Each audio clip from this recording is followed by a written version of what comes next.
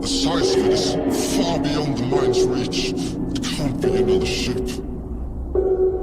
Sir, it's like something I've never seen before, and it's closing in at a preposterous speed. Wait, this can't be. It's disappeared.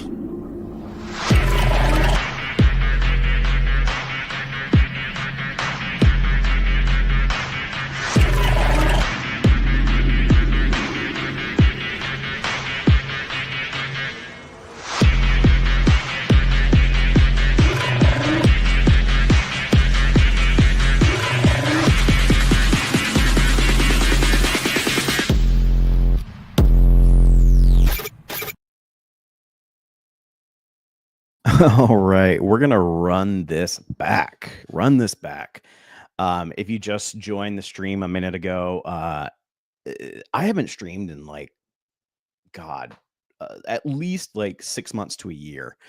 Um, so I am very rusty in it, and was like, I want to share. I've never edited photos during a live stream or like talk about my edits and kind of walk through them. And so I was like, oh, let's just pull up. Oh, I can't. So we're back. So it is re-upload due to technical difficulties. I can't tell if I'm in focus. I'm gonna trust them in focus. If you're just joining the stream, we're going to take a look at some Sigma FP photos from my review that I posted today, which is, oh, hi, Jess, business partner Jess. From Jessica Woodall Photography. We are taking a look at some of my edits in Lightroom today to talk about kind of my thought process around them. What's up? What's up? What's up? If you guys are joining the stream, let me know where you're watching from, and I'll put your chat in the stream thing, like up here. What's up, guys? Raving says, "What's good? What's good?" So if you're curious, I am streaming on the Sigma FP in the teal and orange 8-bit profile. I am slowly more and more experimenting with just the 8-bit codecs of this camera because I love the image that comes from this camera, and having the S5 2X has made me very jealous of manageable files as opposed to raw files. And so I want to kind of play around with some of the 8-bit. And so things may look a little bit different on the channel. I'll come in the future if I start using more 8-bit on the FP. This is the 8-bit teal and orange. I am streaming using the Sigma Cine 24mm T1.5 with the Module 8 L1 tuner. If you're not familiar with that, I said it in the stream that failed, but it's basically a way to, it's adapter that you can set between your camera and the lens that helps give it more of a vintage look and kind of break up that clinical look of the lens. So if you see like this statue over here, and even like my hand has some chromatic aberration, some just like ugliness going on, that's intentional. So, because you know, if you know the Sigma Cines or the Sigma art lenses, then you know that they're pretty clinical. So, but what's nice is it does keep everything that's supposed to be in focus in focus. All right, so we've got Little Rock, Arkansas. What's up? I have been all over the country this year. Arkansas is one place I haven't been yet, so maybe a 2025 goal. New York. I know that's one of Jess's favorite places. New York. I think she's going to be there in a little bit. And then Jess says, "Got it." I don't know what you got, Jess, but cool. If you're not following Jessica Woodall Photography, you should. I'm actually partnering with her now. We are semi business partners. I don't know what you would call us. And we just launched a line, a campaign for body positivity in the means of boudoir photography. So there may be some of that coming to the channel. You know, channel is pretty family friendly, so we'll probably use some of the more safe. Most of our stuff is safe because it's more elegant boudoir. It's on the side of like tame boudoir, but most likely will come to the channel at some point. And then Module 8 is nice. Module 8 is nice. I like the Module 8. I honestly, I want to get the other two which is the L2 tuner and the L3. The L2 for if I want like that more like still clinical, but want to change the bokeh a little bit. And then the L3 for the anamorphic, because if I don't know if you guys saw the short or even the Instagram reel that I posted this past week, maybe 2 weeks ago. I put the L1 on this lens, or actually maybe in the 50 millimeter, and then an anamorphic adapter, and it looked killer. I loved it. So, yeah, that's I love Module 8. I love what they're doing. They're giving you the ability to detune your lenses at a semi-budget cost. I know the PL one is a little bit more expensive, but you know, if you were to detune your cinema lenses, it's going to be like $4,000, and this is a budget way of doing that. So, okay, because I'm sorry if I just like burped all up in the microphone. Because I had a failed live stream a minute ago. But sorry, my nephew just texted me saying that his car broke down. Oh no, that sucks. I'll have to text him back here in a minute. See if he's okay. But because we had a failed live stream before, we're going to go ahead and go right into it and talk about some of the photos. The photos, again, just to reiterate, are from the 85 millimeter f1.8 review that I did today and that is the Makey 85 millimeter f1.8. They now have the version that is for L mount. And so all the samples were taken with the Sigma FP, both photo and video. And I said this before, but I'll reiterate since I took that one down. But the Sigma FP is kind of my main photo camera at this point. It's kind of gone from my video camera to my main photo camera. I love what it does for photos, but with the S5 IIX having way more manageable, or even the S9 for that matter, having way more manageable files for video, that has been promoted to my A camera for video, and the FP has been promoted, kind of reassigned to my main photo camera. So and especially since I don't do anything like flash photography or things like that. So all right, so we're gonna get into it. Let me pull up Lightroom, and what I'm gonna do, I'm using the GH7 now for video. Honestly, that was here, I'll pull that up. That was an idea. That was something that I know there are a couple people there switching over to the GH7, and it's a killer camera. I love it for the ProRes RAW. I love it for what it can offer. The only thing that holds me back from the GH7 is dual native ISO. That is the only, like, I'm not, well, maybe the Micro Four Thirds. I do love full frame, but it is, I've been spoiled by having all of the cameras I owned in the last like 7 years. No, that's a long time. I'd say like 5 years have dual native ISO. So it has dual. I don't know. Is it a dual gain ISO? Did they update it to have dual gain ISO? I know when it came out, it had the what is it called? Like the extended dynamic range. I didn't think it launched with dual gain ISO. That would be awesome if it got updated with dual gain ISO. Or sorry, it has DGO. That's not dual gain ISO. What is that?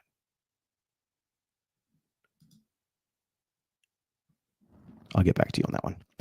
And with lenses like Otis, can have creamy bokeh for sure. Honestly, Micro Four Thirds, people poo-poo on Micro Four Thirds too much for not having bokeh or being able to, work well in low light. That's not the case. Micro Four Thirds, I genuinely love the GH7. I actually was about to do a review of a lens for the GH7 and just got sidetracked. I love the GH7. Honestly, it's probably one of my favorite Lumix cameras out there right now. It's just, they threw everything at you and it's killer. All right, so Lightroom. With Lightroom, I'm going to go over to that tab. I may be a little bit darker. I said this in the last stream, but I'll say it again, that I'm in kind of transition between offices right now.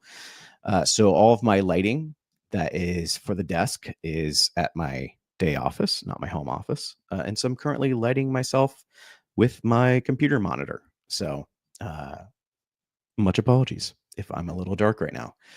So I'm going to kind of be swapping back and forth because I want to make sure I pay attention to the chat. But this is the first image I want to pull up. And with that, basically with the Makey, again, when it comes to photography, especially for YouTube, like I've been doing some photography projects with Jessica Woodall Photography. But they're a lot more like family sessions. And so when I want to be artistic, yeah, street photography is kind of my go-to right now. And so we actually had a session where I was shooting with a different lens.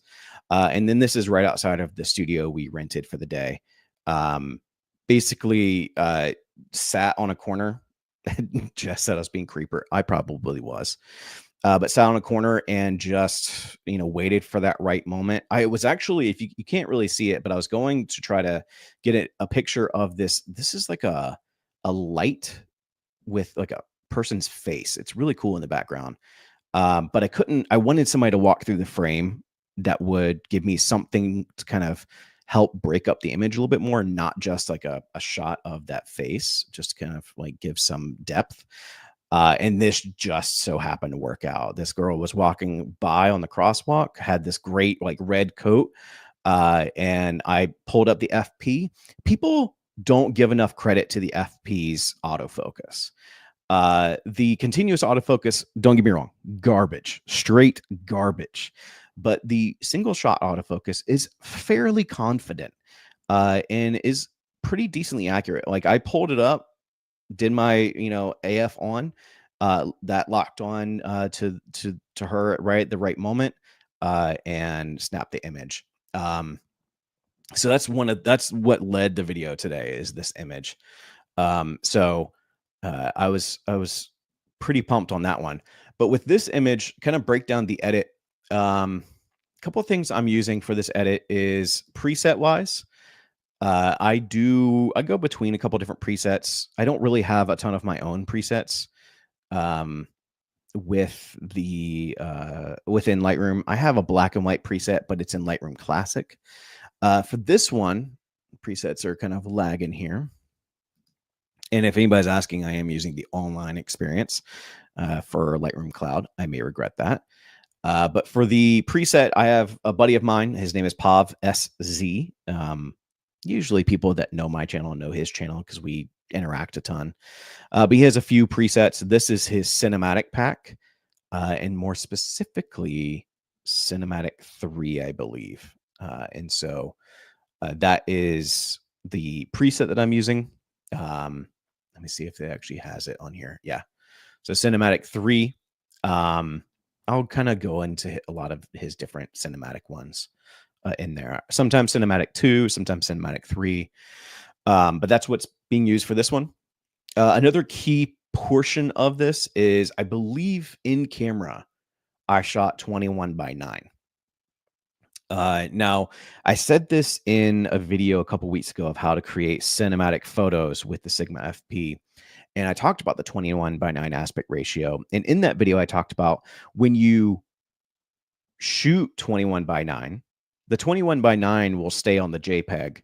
But unlike Lumix cameras, if you're a Lumix user, kind of getting into the FP or curious about the FP, Lumix, even when you shoot in RAW, will keep the aspect ratio you shot in. You can always reverse it in post to an uncropped or a different aspect ratio, but it will generally keep the aspect ratio that you shot it in. With the FP, if you're editing the RAW, it will go back to the full sensor readout. And so you will need to go back in and say that you want to set 21:9. And so you can see here, actually, this one I used 2:1. So I think I may have shot 21:9, but realized in post I wanted a little bit more height. And so that one's 2:1. Does it have my? No, it does not. I know Lightroom on desktop, you can actually set an aspect ratio, and it will save that aspect ratio. So that's what I got for the crop, is a 2:1. I debated on taking out this. I think this is like a bike kind of guard here, but I liked it being in the frame. I always like kind of a little bit of chaos going on. So that's a 2:1 aspect ratio. And then with this, the edits wise, after I set the preset, at that point, I'm just going to play around. I don't think I did a much to the exposure. I did raise the contrast. His cinematic pack does have lowered contrast, just to kind of give that filmic vibe and feel. And I jacked down the highlights just to kind of, I might have overexposed the shot. Let me see if I can. We're going to reset to the, so there's the original. And so let me go back to that. Let me see if, no. Oh, wait, it did let me undo version original. There we go. So, oh yeah, okay, there's the button. Again, I don't use Lightroom on Safari, but yeah, show the original. That's the uncropped version, and that's the edit. So you can see a little bit of what that preset is doing there. I don't think I played around with the temperature much. I may have a little. I tend to not change temperature on presets because it's usually what presets are good for. Matthew, let me be in your live stream. Yeah, the bike rack is cool. Thanks, dude. I like that. Thank you. Those are those little things. I'm like, creative liberties. So, but yeah, you have, preset, brought down the highlights, brought up the shadows, and then just kind of play around. I typically just kind of play around, especially if I'm doing a preset, especially since I'm most likely taking these shots and like 2 days later delivering it in my YouTube video. So, but that's kind of in a nutshell what I'm doing with that photo. Let me see here. All right. Oh, there's some boudoir stuff. Hello. We don't want the boudoir stuff right now. Not yet. This is one of my other favorite shots. This is I love old kind of like cafe signs. One of my favorite shots of the year for me is you might see the boudoir stuff. It's safe. It's tame. But let me go through here.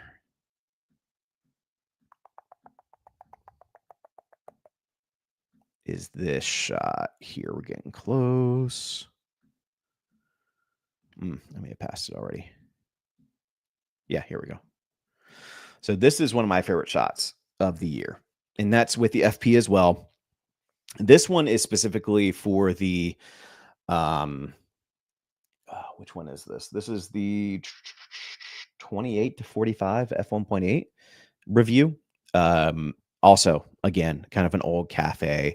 Our downtown area has a lot of renovated old establishments, and this is one of my favorites. It's actually printed out at our office where I go. You've seen it if you've watched any of my videos. A couple of my videos over the last 6 months have been in that studio, and this is printed off there. So I'm still deciding what I want to put back here. You can see I don't like this dead space back here, but I'm very particular about what I print out.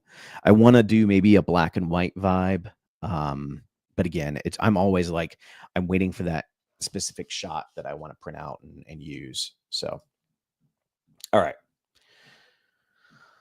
Let's get back. All right. So this one is also using the cinematic. Let me see if I can get in here and show the original. So that's the original.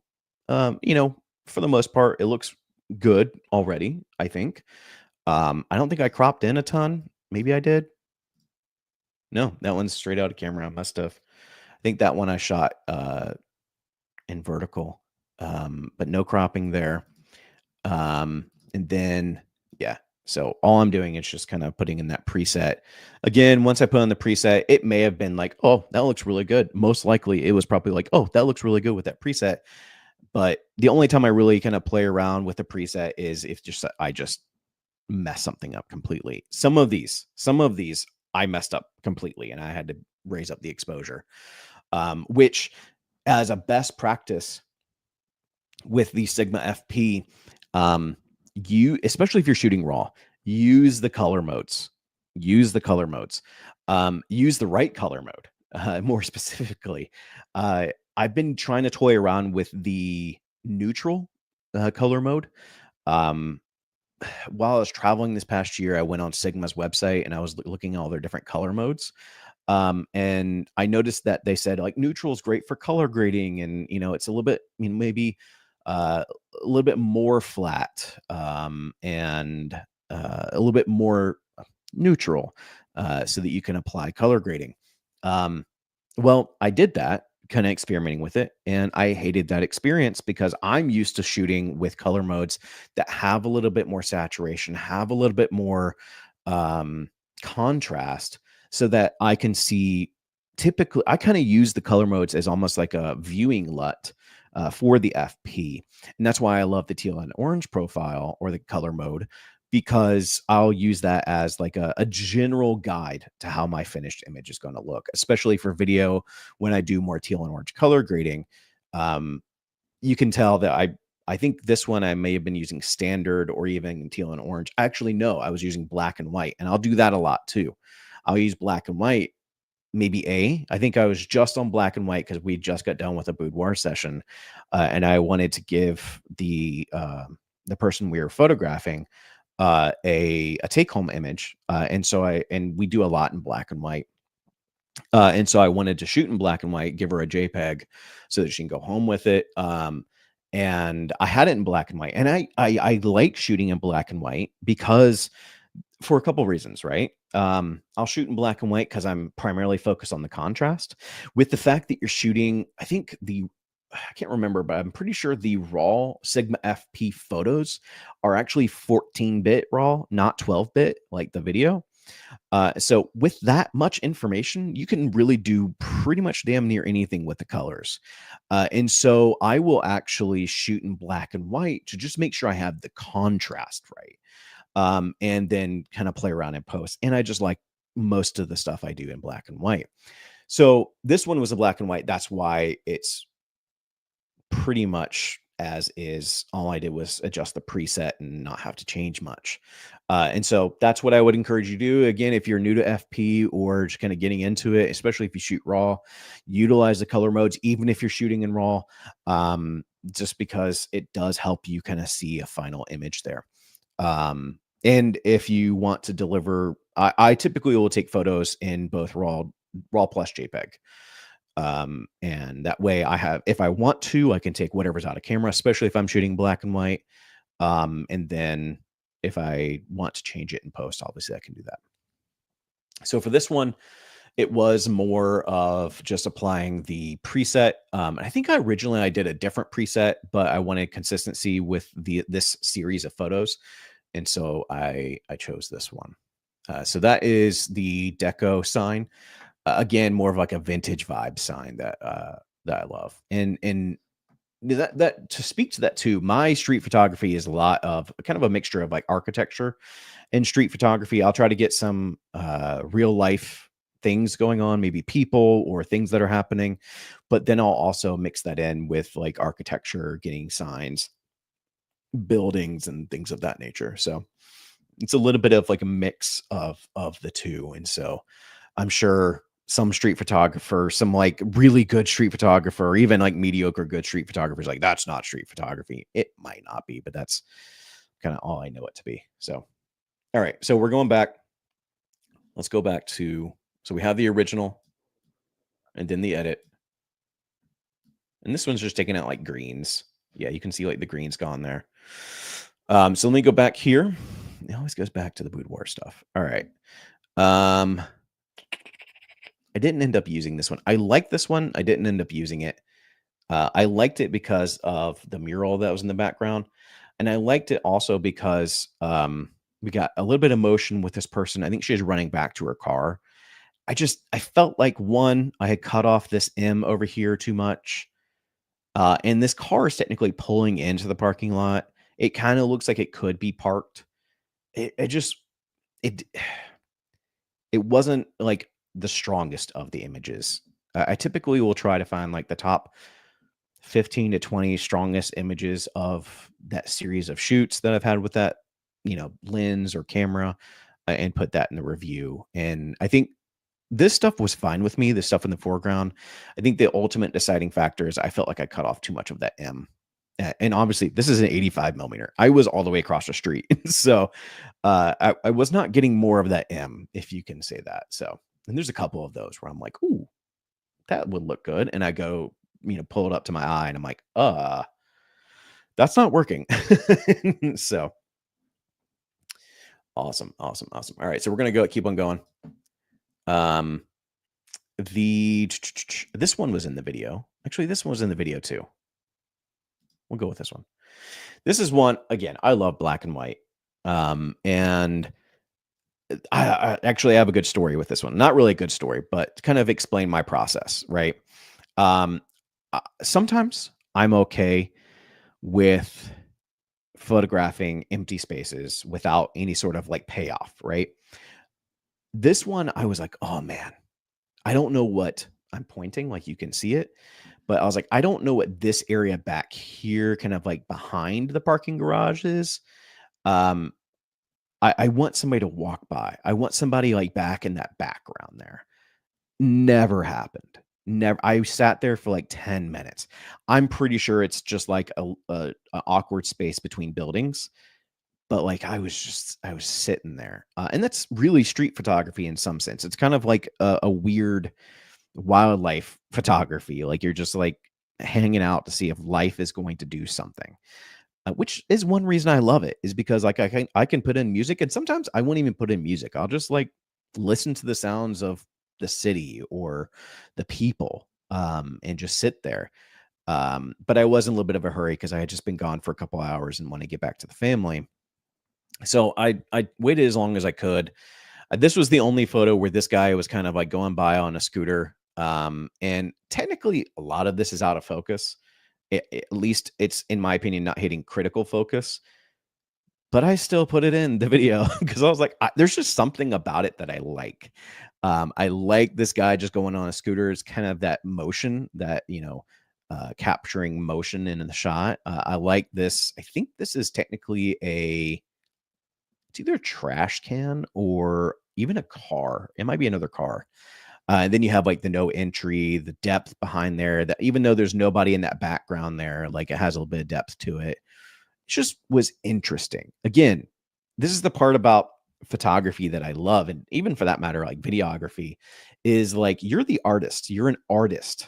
It's not necessarily what makes sense. And this is something I talk about with Jess, my business partner, because she's used to shooting like portraits and family portraits, and with us getting into this body affirmation campaign, or we're trying to be a little bit more artistic. And so I'm used to that. Like I'm trying to be, I'm used to like photographing like chaotic things and going around the city and photograph. And and with her coming from that other background, you're having to like a little bit unlearn, some of those different things that you've learned to make yourself better. And and it's funny because like doing some of the shoots that we've had over this last few months, I fully respect anybody that does family portraits because that's not for me. Like I am terrible with posing people. I'm terrible with crowd control. I just want to be quiet and take my camera and shoot some photos and some video. And so I have massive respect for Jess and being able to do that with families. But like there is an aspect of like street photography that I love because again, you're not painting, but you're kind of like the painter putting the piece together. You're the artist. And so all that to say, like an imperfect photo sometimes is a usable photo. I wouldn't say it's a good photo, but it's a usable photo and can sometimes speak to people. And that's one thing I do when I call all of my images for my YouTube videos is like, if something doesn't make me feel something, it may be an interesting photo or maybe a good photo, but it doesn't make me feel something, I'm probably not using it. So that's my holier than thou, very hipster take. And so, yes. So this was one. I think this might have been even out of camera. I may have used. No, this is out of camera. I don't think I used Pav's black and white. Yeah, so this is straight out of camera. I didn't even think I cropped. No, don't do that. I don't think I cropped this one. I may have a little bit. I know I over sharpened the no entry because that was slightly out of focused, out of focus. Yeah, for the most part, I think that's out of camera. So it would be the raw. So if I brought in the raw, then I may have put the black and white back on, but I may have just brought in the JPEG. But yeah, so I mean, all intent and purposes, because I didn't apply POV's black and white, and I would have if I was going to use black and white. So for all intents and purposes, I definitely that's out of camera. I always like to say something about like something out of camera always makes you feel something. I don't know what, but anyways, all right, let's move on. We'll skip the building. If you guys want to go back to the building, we can go back to the building. I mean, this is an 85 millimeter building. Cinematic 3. I don't think I did much to it. So there is that one. All right, so then we get into like a different day. This is one I didn't use. I liked it. But again, like I had already had a photo where I didn't feel like I had a payoff, like, you know, with the background of the parking garage. I didn't feel like I had anything. I didn't have anybody walking back through. This would have benefited somebody if I had the time to kind of hang out to see if somebody would walk down the stairs. And so I didn't feel like there was anything other. The only thing that I found interesting about this was the framing a little bit, but it was also off center. And so like, it's just a weird proportion a little bit. But the only thing I found interesting was that the fire, I liked the yellow in the stairs. There was something about that kind of like spoke to me, and I was like, okay, what can I do with this? I should have played around with it a little bit more. I didn't. Again, I was kind of just like trying to take photos before I went home. But when I was going into the edit, I was like, oh man, that fire hydrant is a similar color to the stairs. That's a kind of a cool like contrast or cool complementary thing there. But it just was one of those that just didn't make the cut. Again, I wish I had a little bit more of a payoff on that one. All right, so we're into a different day.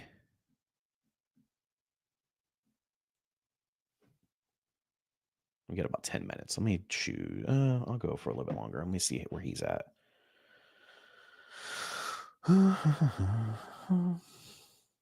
Excuse me, I have to text my nephew, who is apparently having car issues. He's supposed to get on Warzone and play tonight. Let's see if we have. All right, so while I make sure my nephew is not dead, if you're just joining the stream, let me know where you guys are watching from. We're hanging out talking about Sigma FP photos from my Makey 85mm f1.8 video that I dropped today at noon. And so we might do this more often, where we just kind of break down some of the photos. I like streaming. Streaming's fun. Let me see here.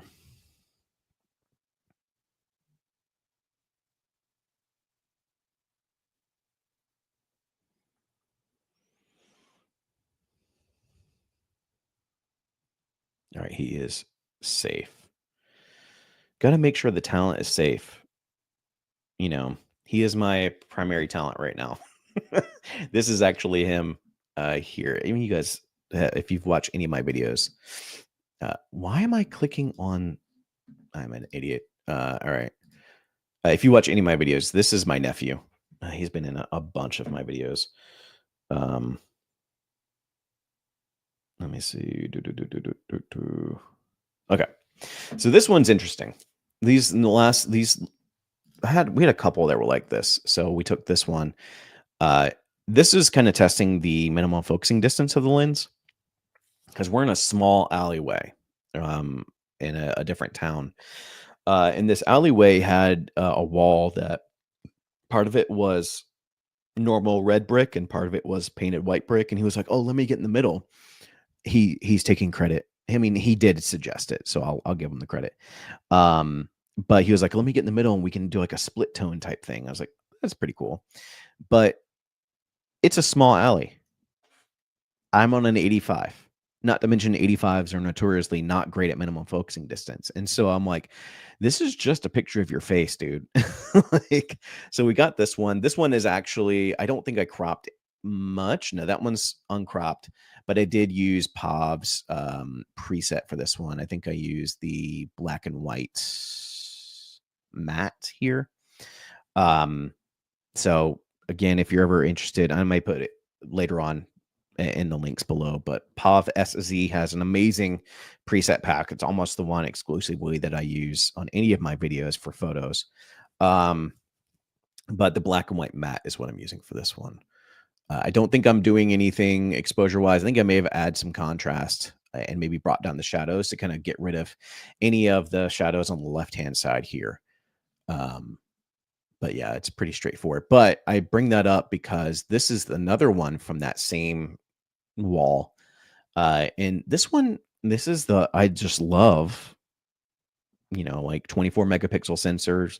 It's not a ton. It's not compared to like a 30 or 60 or 40, but still gives you a bunch of resolution to crop in. This is not by any means the original photo here. This was my artistic take in post, because I believe, this is the original photo, where we had kind of the same shot with that split tone shot, but I was like, I told him when we took it, I was like, dude, you're doing a mug shot. Like, geez. And so this one I kind of cropped in, cut off half his face, basically took out the shadow side of his face, cropped it down a little bit. And that's how we got that photo. One of my favorites from the video, actually. I don't think I assigned this one to his contact. But I might print this one out. We'll see. So, but again, with exposure, I think I maybe have put in the contrast, maybe raised some of the shadows, but other than that, not much there. And this is kind of going back to the idea of like, if an image doesn't make me feel something, even though it may be an image, like I'm not going to use it. For example, like this photo down here, I was driving to go get us dinner and I was like, man, I need some more samples. And there was just something about, it was raining, wet, everything. This is in our drive-through line at one of the restaurants in town. And I was just like, there's something about just this collection of cars, the rain, everything that just makes me feel something. I love taking pictures of like mundane life and take it in a way to where it's somewhat interesting. And so I literally just took the FP, brought it up to the dashboard and just snapped a shot.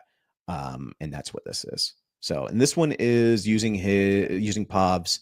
I think this one is Cinematic 2. And that gives you more of that like teal sky kind of vibe. So that one's Cinematic 2. I think that one maybe no. I think that's just Lightroom not catching up with itself. Actually, you know what? That one is not the raw. Yeah, there we go. So yeah, I will say with this cinematic pack, it is on the darker side. And so I did raise the exposure on this, raise the contrast, brought down some of the highlights, and then some of the shadows as well, or brought up the shadows. Did I do anything else in here? I don't think I did anything else.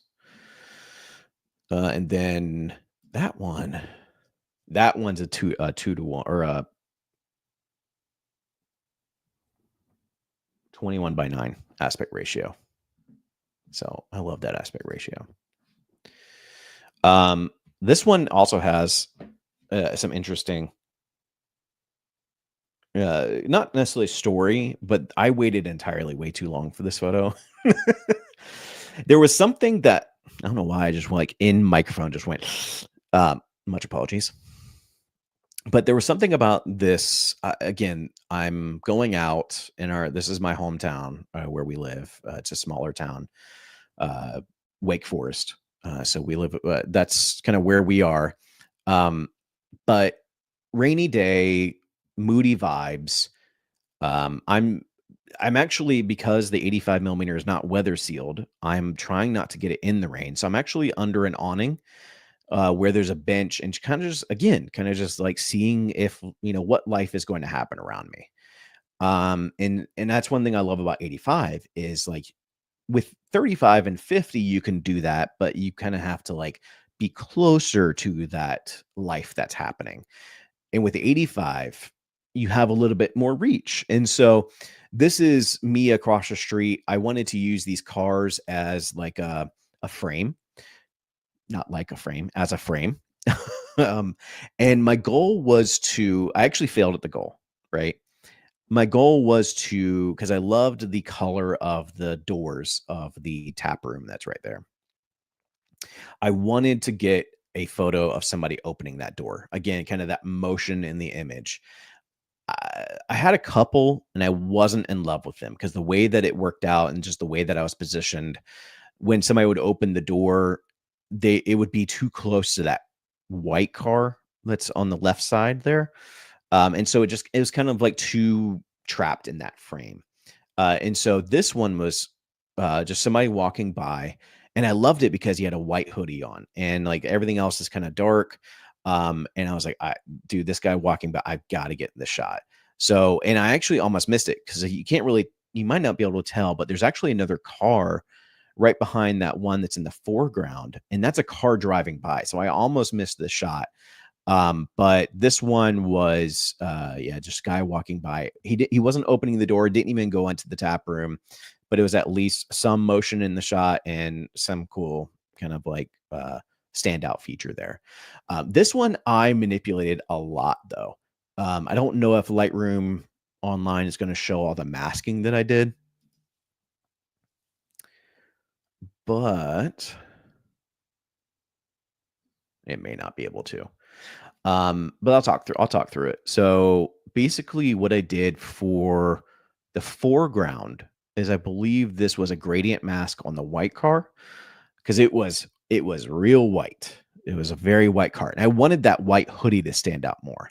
So I actually did I first did an object mask, but it gave me like this weird fringe. And you can almost see it let me see if I can zoom in here. Let me get rid of this mask. So you can almost see it here where it gives it like this like black fringe. And I was worried that was going to come across as like just overly fake, right? And that's the danger whenever you mask something. So I did a gradient mask for that. And I don't think I did a mask for this gray car. But I definitely did an object mask for the person that was going by and just raise the exposure as much as I could. And so just kind of get the kind of the standout of that white hoodie. So bring down the white car so that the white hoodie pops a little bit more. So that's the only thing I did. I believe I did uh, some cropping. I don't know if my internet must be real weird right now. I think I cropped it in a little bit. I think I shot it vertically. I might have even shot it. I think I actually shot it in the full sensor readout horizontally and then cropped it in to like a more of like a 1x1 or something similar to that. But that's what I was doing for the crop. And this is not doing much, but this one I most likely had to raise the exposure because I most likely I did shoot this in black and white, so I might have had the contrast right. And so that may have been something going on there. All right, so let's do a couple more. Let's do a couple more. Let's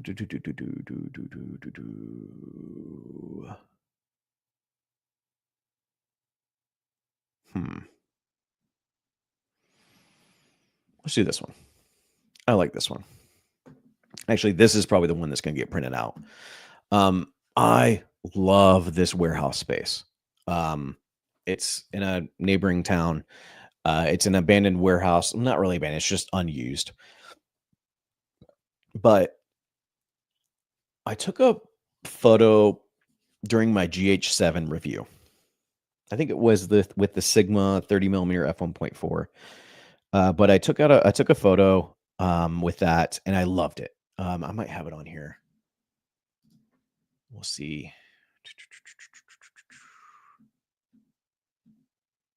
GH7 open after the S9. Mm,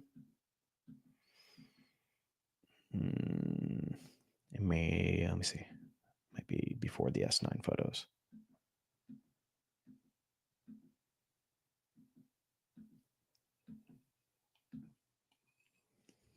hmm It is before the S9 photos because I don't think I set the date before I started taking photos. If you're ever curious about the GH7 being a good photo camera, I loved it as a photo camera. This might be it. Yeah. Okay. So this is GH7. So this is a shot I took with the GH7. Similar vibe. I actually really love this photo. This one may get printed out. I really love this photo. But it's similar to the parking garage photo that I talked about a minute ago, where I think the payoff for me is just what's right there, right? But in a normal scenario, like I like the intriguing part of the fact that like the fans in there, you have the door, that's kind of like the payoff. You have the leading lines of the lights on the ceiling that's going to the door. It's just something interesting about that space. That's kind of like the payoff for me. Everything is dark and you have a little bit of light in there, and I love how like you have the sunlight coming through that door. I think it's a different time of day, and so you have a sunlight coming through that door, and so this one is using more of a teal and orange. I think it's Cinematic 2 from POV, where it's more of a teal and orange, and so the highlights are orange, the shadows are teal, and so it just kind of has a little bit of payoff in the space itself. um I like the aspect of the fan in there. That fan just kind of sells it for me. And I wanted to redo it with a different payoff, with something in the door, something kind of like at the doorway, and that's where the other photo came in. Let me get back up there.